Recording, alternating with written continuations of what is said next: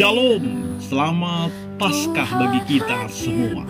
Kita bersyukur atas berkat-Nya bagi kita ketika Tuhan menyertai kita sampai dengan hari ini. Sebelum kita mendengarkan khotbah di Minggu Paskah Subuh atau Buha-Buha Ijuk tanggal 20 April 2025, mari kita berdoa terlebih dahulu. Terima kasih Tuhan untuk kebangkitan-Mu mengalahkan kematian. Dan kami rindu merasakan itu saat ini lewat kebenaran firman-Mu. Maka berbicaralah kepada kami. Dalam Kristus Yesus kami berdoa.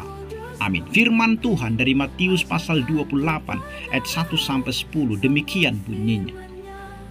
Setelah hari Sabat lewat menjelang menyingsingnya fajar pada hari pertama minggu itu, pergilah Maria Magdalena dan Maria yang lain menengok kubur itu. Maka terjadilah gempa bumi yang hebat sebab seorang malaikat Tuhan turun dari langit dan datang ke batu itu dan menggulingkannya lalu duduk di atasnya. Wajahnya bagaikan kilat dan pakaiannya putih bagaikan salju. Dan penjaga-penjaga itu gentar ketakutan dan menjadi seperti orang-orang mati.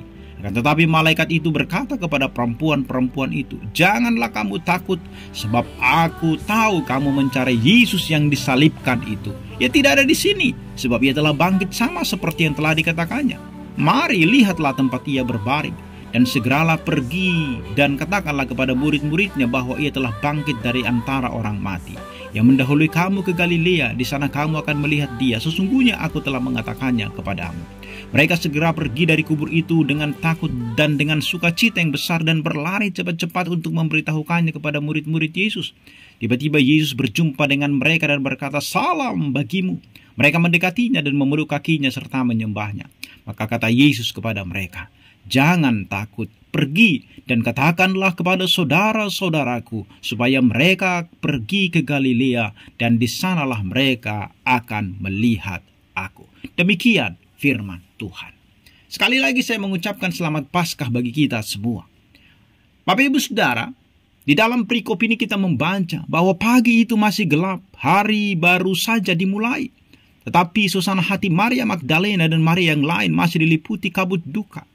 Mereka datang ke kubur Yesus bukan dengan harapan bahwa akan terjadi keajaiban, melainkan dengan air mata dan kenangan akan pribadi yang telah wafat. Namun tanpa mereka sadari, mereka akan menjadi saksi pertama dari peristiwa paling dahsyat dalam sejarah manusia, yaitu kebangkitan Yesus Kristus dari antara orang mati. Saudara-saudara yang dikasihi oleh Tuhan, saat ini kita akan merenungkan salah satu peristiwa terbesar di dalam sejarah kekristenan. Di dalam Matius pasal 28 ayat 1-10 ini kita melihat bagaimana kabar tentang kebangkitan Yesus mengubah ketakutan menjadi sukacita, keraguan menjadi iman, dan keputusasaan menjadi harapan. Mari kita baca dan renungkan firman Tuhan ini bersama-sama.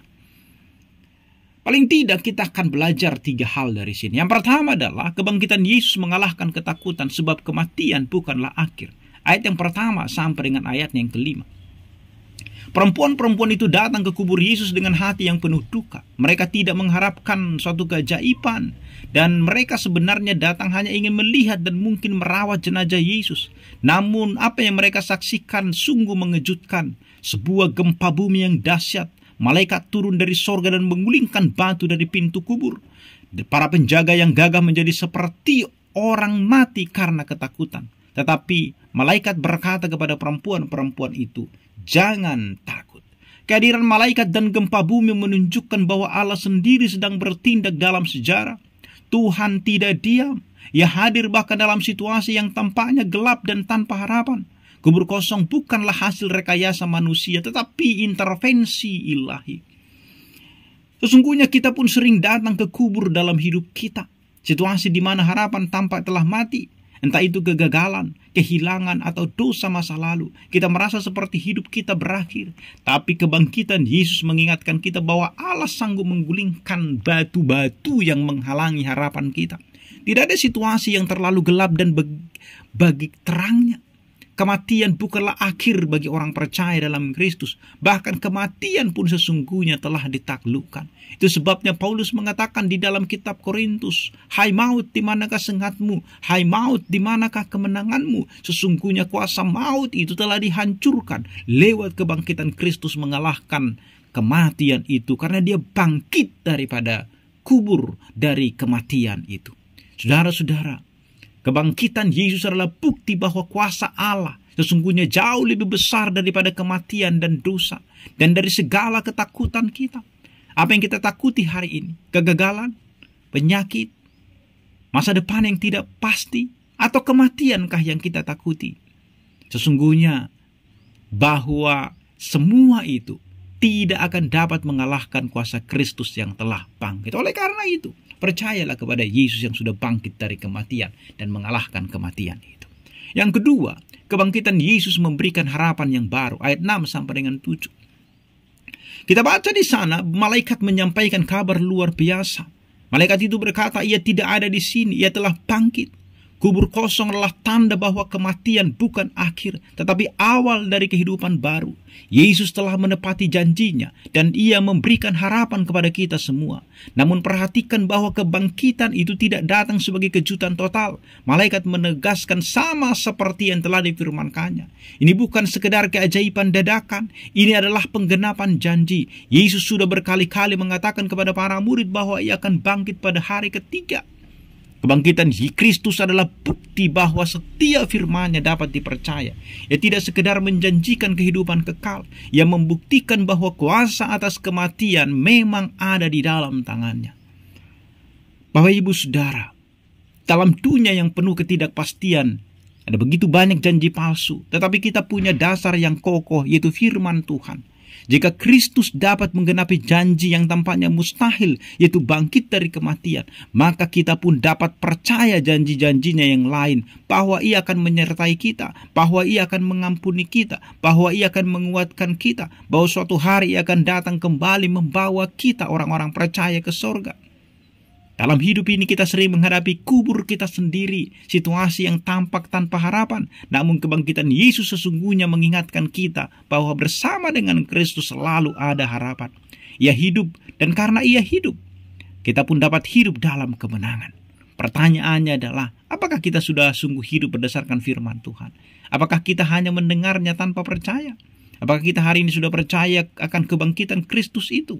Sesungguhnya kalau kita percaya akan kebangkitan Kristus mengalahkan kematian, itu adalah harapan yang baru bagi kita, sehingga kita tidak takut lagi akan kematian. Yang ketiga, kebangkitan Yesus memanggil kita untuk bersaksi. Ayat 8-10.